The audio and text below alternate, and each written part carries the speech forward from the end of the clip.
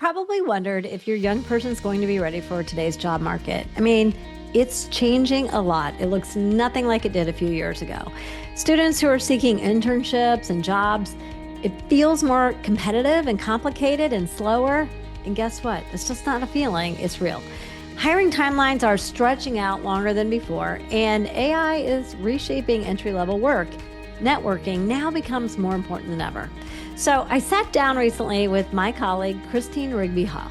She's the founder of GradLanding, and she spent more than 20 years in senior HR recruiting roles. She knows exactly what employers are looking for, and she now coaches students every day on how to build the skills and make connections and land those internships and jobs that, well, it's going to set your student up for better success. We cover the 5 hiring trends that are shaping the future of work right now. They are going to uncover which industries are growing and, by the way, which ones are shrinking, and in large part due to AI, so that your young person knows how they can stand out when they go to get a job. This isn't just about getting started in college or beyond. It's also for high school students. High school students can get internships and real experiences that will help them too. Okay, let's go ahead and jump right in.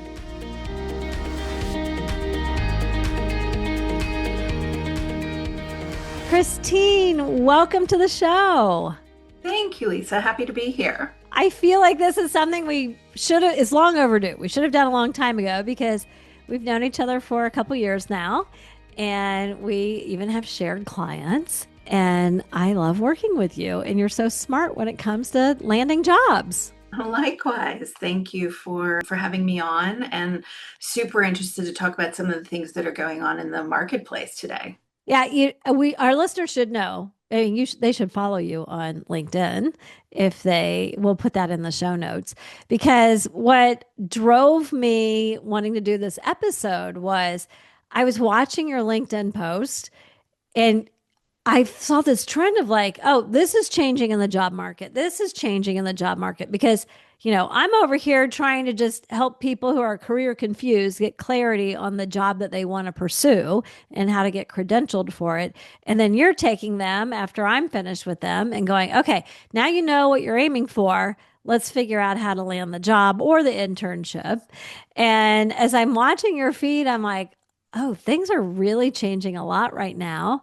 And I'm even hearing it with our grads. They're like, I know what I want to do. I've got the credentials. I've got a great resume. It's taking, I think this is the first one, it's taking longer to get a job, right? Absolutely. The average job search today is 3 to 6 months, which is interesting because employers are doing multiple rounds of interviews, they're adding in assessments, and they're deliberating longer before giving offers. And that just means delays in the hiring process. And I think it's happening because companies, especially after the past couple of years with COVID, and now the market is unstable for different reasons. Employers just want to make sure they've got the right, first, they've got the head count, Yeah. and second, that they've got the right fit. It's funny. Just this morning, I was talking to an adult, actually, somebody more our age, who said, I knew she had gone through 4 rounds of interviews for a job. And then the employer, I said, hey, where are you in the process? And she said, well, after the 4th interview, they're like, we love you, but we don't want to marry you. I said, Mhm. do they want to marry somebody else? Are they offering the job to somebody else? She goes, no, they're not calling it a hiring freeze. They're just telling me that it's very slushy right now. It's like a slushy. Yep. And she said, but not a freeze. And there's some things that are going on, different initiatives and things that they have to respond to as a company that they're not yet, but I'm the one, but not yet. And I guess you're seeing that.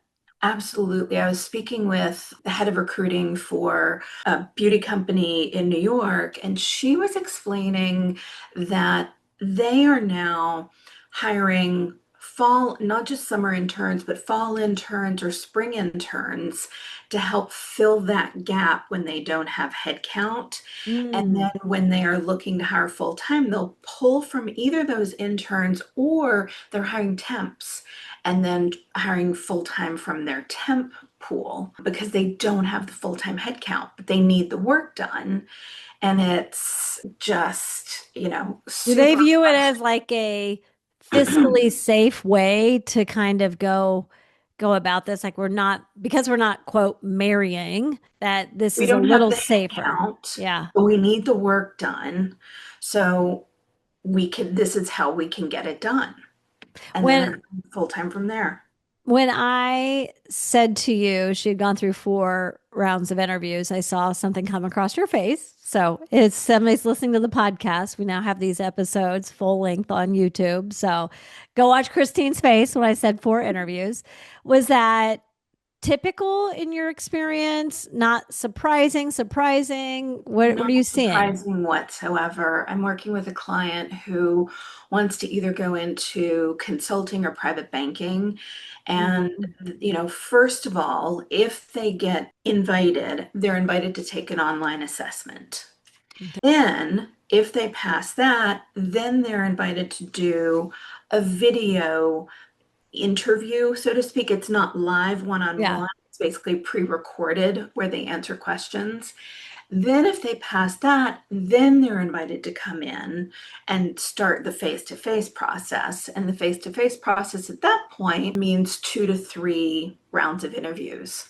So I am not surprised whatsoever. And I think, it goes back to companies are trying to be just that much more thoughtful about getting the right Right. fit. My daughter, who's 24, she is in she's finishing a management training program with a Fortune 500. And when she was, Congratulations. thank you. Well, that's what I was going to say. It was hard to land that job. It was 7 interviews, 7 rounds of interviews.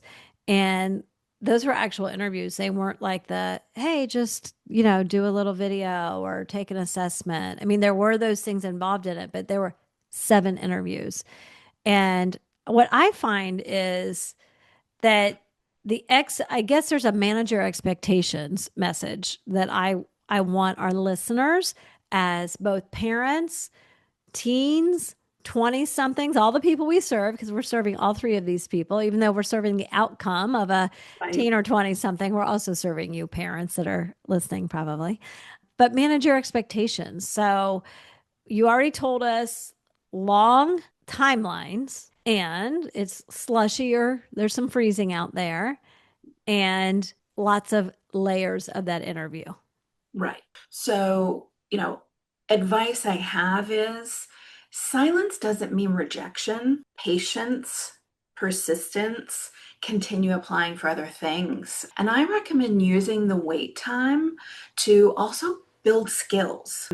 Nobody is going to look at you building skills and say that was a waste of time. And we can get to that. That's a whole nother Well, conversation. I mean, let's go ahead. That was a great transition into it. So one of the ones you gave me, I'm looking over here at your notes, that skills first hiring is gaining traction. And I also saw a recent LinkedIn post that you put about that the interview questions are not always delving into those skills, even though the employer wants the skills, but that the the candidate needs to make sure that they're planting the seeds that they have the skills. Am I putting that right? Or Yes, you absolutely are. okay. So, hiring managers are not always the most adept at asking the question that they really, to understand the outcome, what they really want to know from the candidate. Yeah. And so that's something that candidates need to be ready to do is answer the question, but also plant, as you said, plant the seeds of the things that they want the hiring manager, the interviewer, the company to know that they can bring to bear.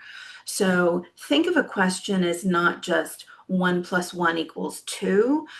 It's the question, which is 1, and then you can add the answer, which is 2. Then you can add the additional information, which is 3, and then you get to 3, whereas another candidate only got to 2 because they answered the exact question and left it at that. It's I always tell the students in our launch career clarity, and by students, I mean they could be 15 to 25, 26, 27, that don't do yes, no as an answer. Always provide evidence. Yes. Tie your yes or no to some evidence and give them a little bit more, but don't take it too far. I mean, that's, you don't want to monopolize the interview either. And I feel like that's a fine line, don't you? Absolutely. And if they can not just answer the question, but tie it into a personal story. And when I mean personal story, we're not talking about, a life story, but a Yeah. skill story. So, and employers are starting to do this themselves where they're shifting from evaluating, just GPA and degree and the school that someone went to, but they're starting to look at skills and competencies and potential, what can this person bring to bear, which is fantastic. And they're also starting to write better job descriptions, meaning it's not just listing, we want someone with a BA in computer science, we want someone with Python, data visualization, whatever it is that job needs to actually, be great at the job. Yeah. In our Launch Career Clarity course, in module 4, I had to think for a second, which module, we teach real world experiences, but those real world experiences are things like it might be taking an online course to build a skill. And we investigate. I teach students how to go into LinkedIn. I keep bringing up LinkedIn. And I've got a LinkedIn profile builder if people want it, flourishcoachingco.com/LinkedIn. But build your, not only have your profile there, but then use the job search tool in there to scour job postings to say, what do they value? And to your point, if it's Python, you don't have to take Python as a formal course. You could jump on a different platform and take an online Python course. Absolutely. Things like building portfolios, doing projects, micro internships, those things all matter and they can go into your resume. It doesn't have to be, like you said, just a formal course that you've taken. It can be an online certification. Some employers are starting to value those as well. Yeah, for some jobs, equally to a degree, it just depends on the job. So you just used a term there, micro internship, which I think a lot of our listeners may not know what you mean by that. We all know what an internship is. What is a micro internship? Yeah, micro internship is an internship which is basically a short-term project. So it's often remote, not always, but often remote. And it is a very well-defined project that is typically over a short period of time, think 2 months, 3 months, and a specific number of hours that the employer is expecting. And you, as the micro intern, get paid at the end of it based on the number of the hours that the project was. So I have a Um, question on this whole idea of it relates to the real world experiences that I'm using them to not only build a resume for the students, but for them to vet the different careers to see like what is their best fit that they want to go after. You're using these experiences to build a strong resume to actually land the plane, land the job, right? We both work with You'll work with college students and recent grads. I'm working with 15 to 25. Are internships appropriate? Are these micro internships for somebody who's already graduated, or are you only using that as a tool for your college students? I think they're appropriate for anyone who wants to build skills because that's the name of the game. You're looking to build your skills so that you have more to bring to your next employer.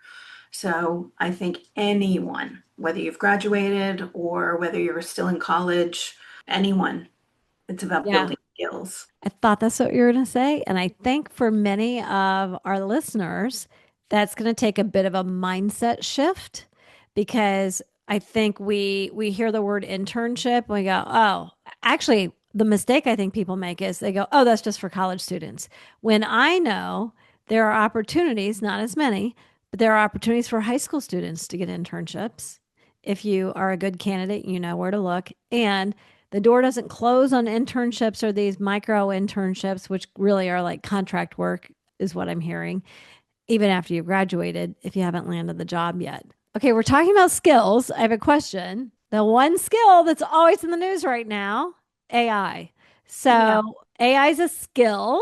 And I know that you identified it as one of your five impacts of what's going on with employment right now. So, talk to us a little bit about how we should be thinking about AI. Yeah, so there's a lot of fear mongering out there right now, Mhm. which, okay, it's new, I get it, but it is changing the way that entry level work is happening and how new employees are doing their jobs. Think about it if jobs are very repetitive tasks, then they risk being trimmed or redefined. So, tasks that can be automated, like data entry, basic research, simple coding, scheduling, things like that. We're often online with AI chatbots answering customer Right. service questions. So, we're each experiencing it every day. So, here I will tell you this is a real world shift that's happening and it is impacting employees today. I have a friend who is a partner with a venture capital firm that invests in startups. And she recently told me about one of the startups that they've invested in. They went from 25 employees to 10. Whoa. Because they're leveraging AI. And what jobs did they reduce? It's in the entry level roles. 78% of hiring managers expect AI driven entry level layoffs. But the good news is it doesn't mean that there are going to be no more entry level jobs. It just means that new hires are increasingly expected to work with AI to boost productivity. Okay. So it's AI is creating the need for new roles as well. So things like data analysis, AI integration, Mhm. these are going to be things that are emerging that candidates can start getting ready for.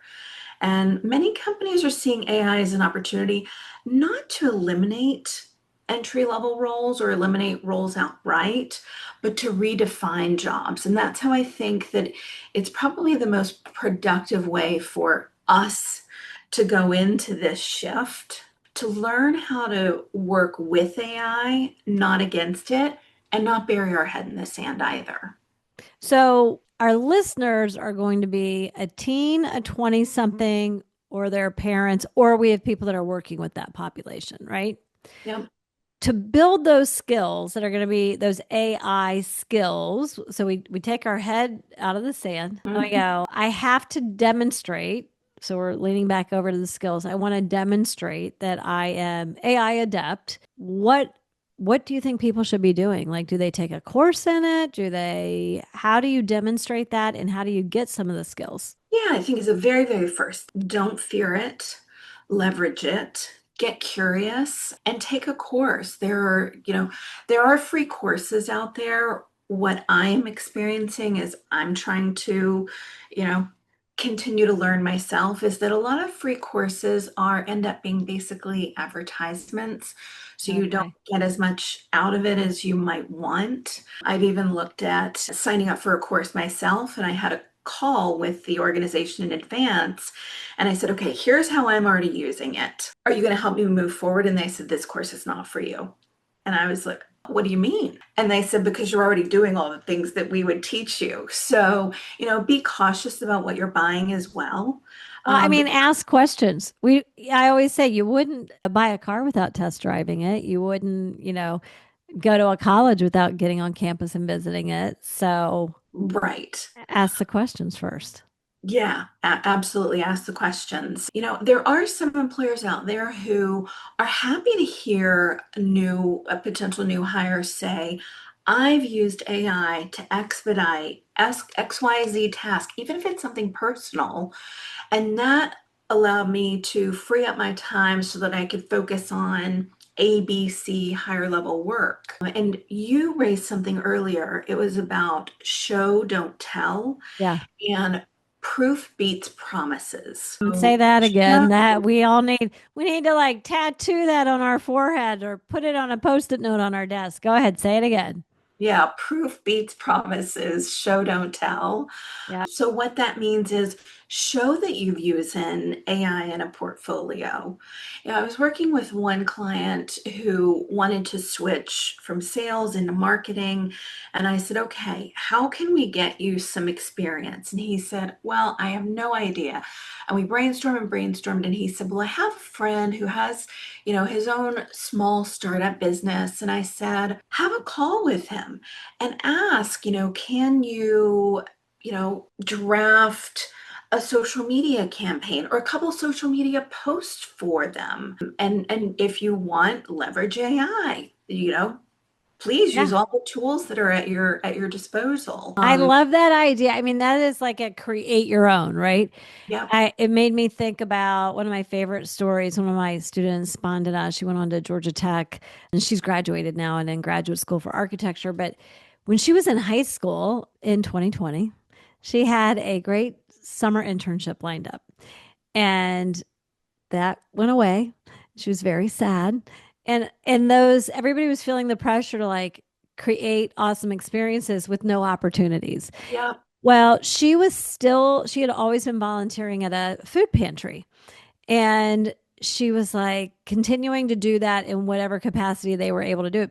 People still needed food. Actually, more people, because people were out of jobs, needed food from the food pantry where she had been volunteering. And she actually was test driving marketing, social media, things like that as a possible career, which she ultimately ended up ruling out because of her real world experiences. Mhm. Yes, that's a win. We teach people how to do that in the Absolutely. course.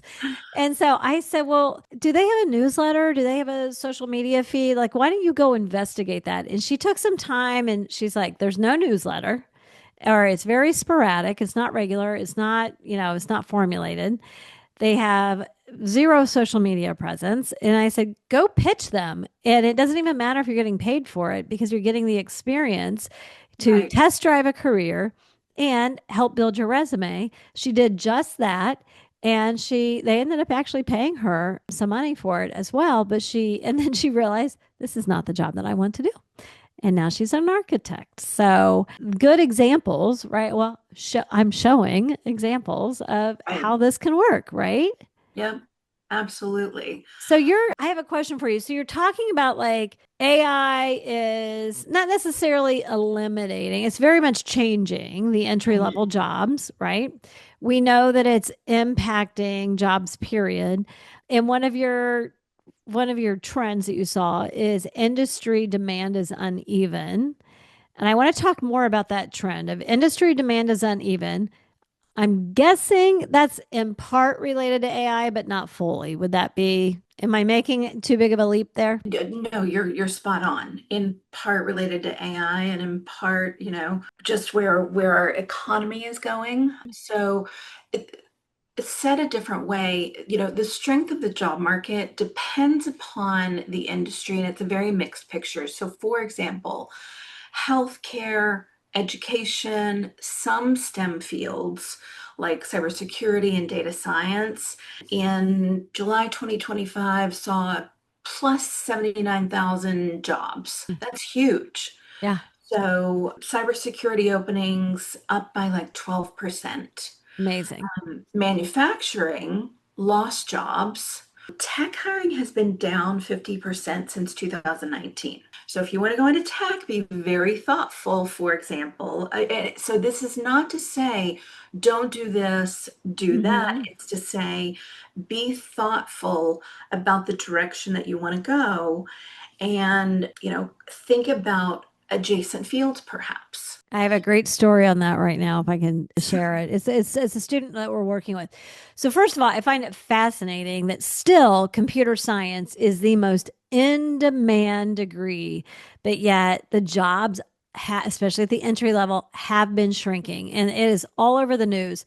Students with computer science degrees who cannot get jobs in their field, but yet it is the degree that's still as in demand. So I love what you said about like manage your expectations around this. Like, really think about if you're heading to college or you're aiming for a particular job, like, you really got to think about this. So, one of the students that's in our course right now, he's 25. He earned a computer science degree several years back, was never able to really land a degree or a job in his field that he thought he wanted to go into. So he has had jobs, part-time jobs, and I always say jobs pay bills, but careers have purpose. So he's had a job, not a career, and he is very interested in now transitioning out of hourly work and a job and to really nail down a career. So we've started this process and we're looking at, all kinds of different really cool options. And he's ruling some out as we go through the process. He's in the course and he's coming to our coaching calls. And he recently said, I'm thinking about being an electrician. And his mom was like, what? And when we started talking about it, I said, that doesn't surprise me. If you go on a college website and you look at the classes that you take in computer science, there's a strong overlap with electrical engineering, which has a strong overlap with being an electrician. And then we talked about how, AI impact. And I said, while computer science is losing jobs to AI, Right. a robot is not going to come into your house yet and do all the wiring that you need. You still need an electrician to do it. But you always have to have the wiring. That's right. And so it was just the most fascinating coaching conversation, right? We were able to find through lines. I always say the through lines exist. We got to find them. Yep. But it's another example of people with this computer science degree that they just can't find jobs. But he found a through line of something that now he's going to go get some real world experiences, informational interviews, and job shadows to see if he wants to continue heading down this. But once we started making the connections to what he had studied, he's like, my favorite classes were like on circuitry and things like that. So I there's love possibilities that. out there. There are the 2 points that you've made me think of. One is trades have increased in terms of job postings Yes. 20% since 2020. So those jobs are not going away, they're increasing. Well, first of all, they're just not going at full stop. We all need the trade roles. I also loved the switch. So I have a friend who got a degree in languages and then was working in finance, but it just wasn't, the right spot. Ended up going to a boot camp, a coding boot camp, and getting a certification, a 7-month certification. And now he's back in finance, but he's doing like a data analysis Very and different super role. happy. And you talked about through lines. And something that was interesting is the languages and the finance.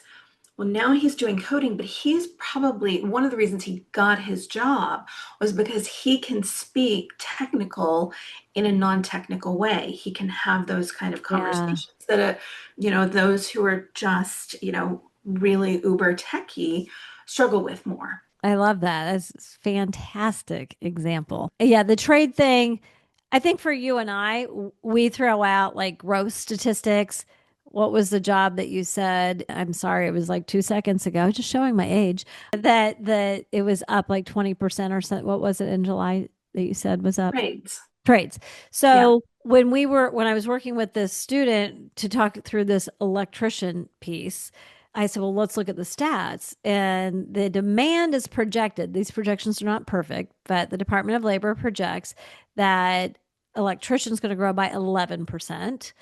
And then he said, my dad mentioned that he would like me to talk to somebody my age who we know that just became a plumber. And so we looked at like plumbing and pipe fitting and welding and those. Also, I think that was like 12%. To put it in perspective, because our listeners probably wouldn't know this, the average growth rate of all industries for projected growth rate for jobs is 3%. That's the average. Wow. So when we hear 11% growth, 12, like that is above average growth. When you get up to 20% or higher, cybersecurity, I think you mentioned that one, super high, like, okay, then that's like amazing growth, right? So that's something to keep your eye on Yeah. for sure. So it's interesting to think about, some industries are, not hiring as much, some are hiring more. So if you are a student or a parent, how do you think about that? It's Think about having a plan A, plan B, and plan C, for example. Broaden your applications, whether it's geographically or into adjacent industries.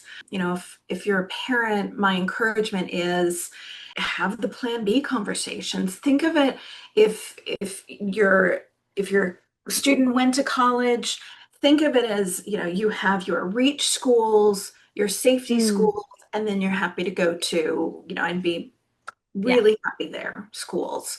So that plan A, plan B, and plan C. And, feel free to leverage, if you're a parent again, leverage your network. And as you talked about, help your child have conversations so that they can learn more about these different industries. It's networking, it's learning, it's all positive. Well, you said the N word, networking, and Mm. that was your fifth trend. I know that I've seen with Gen Z that the term networking feels dirty or salesy or uncomfortable to them. So I always try to say, like, you're just connecting, just like if you went out with your friends and you entered and you met their friends and you made a new connection, you made a new friend. So if you don't like that word, whatever, connecting or networking, does Or it coffee chat. coffee chat? Exactly. So networking still works. Yes. More than ever, it is about who you know. It's just as important as what you know. There are humongous applicant pools for every application out there. And the other interesting thing is 70 plus percent, I'm using the low number, it's Yeah. projected, up as high as like 85% of jobs are never even posted. And why aren't they posted? One reason, there's multiple reasons. One reason is because recruiters are overwhelmed and their applicant tracking systems and whatever AI tools that they're using are not, good enough to get the candidate pool down to, one that then the recruiter can actually take their time to go through. So this, jobs that aren't posted, it's called the hidden job market. And how are those jobs filled? Well, they're filled either internally or via networking slash referrals. And I think of networking referrals as hand in hand Mm. because you have to have networked with someone to be referred. And like you said, networking is just about connecting, and it's about connecting with a peer, an alum, a professor, a family friend. I think of that as like one of the easiest ways to start is with family friends. LinkedIn data shows that employee referrals or connections, most 70% of people hired in companies had a connection with that company. I actually saw a study that showed that, you know how LinkedIn does your first are people that you're directly connected with, and then your seconds would be like Christine's connected. You and I know this. I'm saying it for our watchers and our listeners. A second would be somebody that Christine's connected with, but I'm not. That's my second. And I saw a recent study that said you have a higher chance, an increased chance actually of landing a job or an internship or whatever it might be, an opportunity through your seconds better than even your firsts. Oh, that's super interesting. So, like, if I were going after something, then I would say, like, hey, Christine, can you introduce me to anybody? I'm targeting either these companies or I want to stay in the greater Cincinnati area. And then she would look through her connections and make an introduction. And so that wasn't my first, but I was connected. That now they're going to become my first, but they really were an original second. And that can be so effective. Explained that way, it makes so much sense. Yeah. I I mean, couldn't agree yeah. more. When you look at the data point, it's like, well, wait, that doesn't make sense. But, one of the things that we work on is you build the LinkedIn profile. Again, flourishcoachingco.com/LinkedIn to get my profile builder.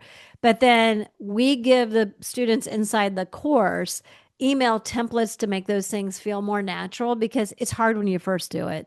And I Mhm.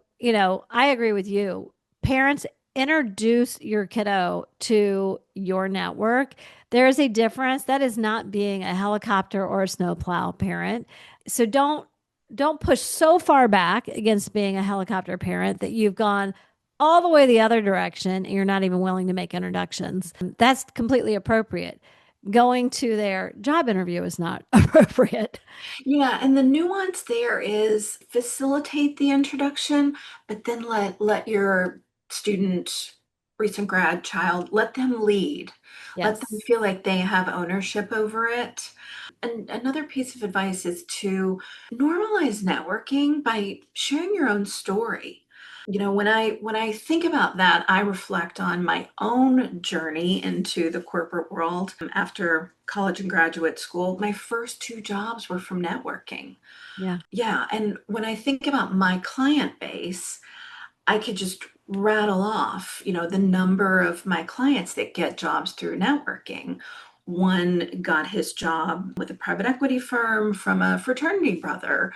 Yeah. Another got their job with a CPG company, consumer products, through a family friend. Another got her job in finance in New York City with a hedge fund through a family friend. So these things happen. It's not And bad. It's not dirty. I think Gen Z sometimes feels like I want to get it on my own 2 feet. My daughter actually said that to me yes. through the process. The company that she's at, one of my childhood friends, is very high in HR. And I kept saying, Sydney, why don't you just talk to her? Nope, I want to get it on my own. And she did end up landing the job on her own. But, you know, it, Jenny knew that she was applying. So I don't know if there was anything that happened there, but my daughter would not. It felt too salesy or whatever to try to connect with the natural connection she had. It all worked out in the end, but there was no convincing her that it was okay. They are still getting it on their own. No Yeah. one is Yeah. going to hire someone that is not capable, not Just qualified. because you talk to somebody that you know. No, absolutely not. They're still getting it on their own. That's So, great. and if you're a student listening, I would encourage you, start small. Set yourself a goal, one new coffee chat a month or a week, whatever it is. Maybe go to I'm one. going to preach weak if you're already in college or a recent grad. Agreed. Just trying to say, I used I the word know. smart. I always say when you build your LinkedIn profile, connect with me. And then when I look, if you're a student and any of our listeners can do this, connect with me. And then when I look, I want to see that you have 5 connections. Your first goal is just 5 connections, and you can start with me and family friends. And that gets you over the hump and that gets you a little momentum. And then the Yep, next 5 will be easier for you to do the ask. absolutely. And, there are times sometimes when we're further along in our career, we have a lot of connections. And do we personally know everyone? No. No. However, for me, if someone says, "Hey, Christine, I see you're connected to so and so. Would you mind making an introduction?" Even if I don't know that person, if I know the person Yeah. asking, I'm happy to make that introduction because I'm willing to use my personal, credibility to get you an introduction. You have to take it from there. Right. I'm not giving you anything other than introduction. This has been fantastic. Guys.